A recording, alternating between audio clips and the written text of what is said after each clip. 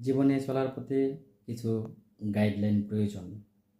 তবে আমার সাথে চলাফেরার ক্ষেত্রে হাজার শত্রু থাকলেও আমি কখনো কাউকে অসৎ পরামর্শ, আদেশ, উপদেশ, নিষেধ দিইনি।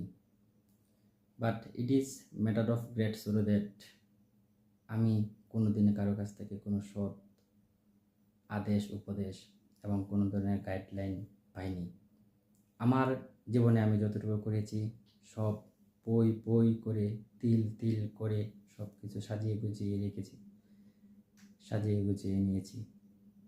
কিন্তু তাই বলে কি থেমে আছি? ইম্পসিবল। আলহামদুলিল্লাহ, আমি পই পই করে সব কিছু নিয়ে আমার অবস্থানে আমি আছি। তবে কেউ অবহেলা করবেন না, কারো আদেশ উপদেশ প্রয়োজন নেই। নিজের ইচ্ছা, সৎ উদ্দেশ্য নিয়ে কাজ করুন, মনোবল হারাবেন না। আশা করি অবশ্যই সাকসেস হবেন। তবে হিংসা নয়, চেষ্টা করুন, আপনিও পারবেন। ভালো থাকবেন। আসসালামু আলাইকুম।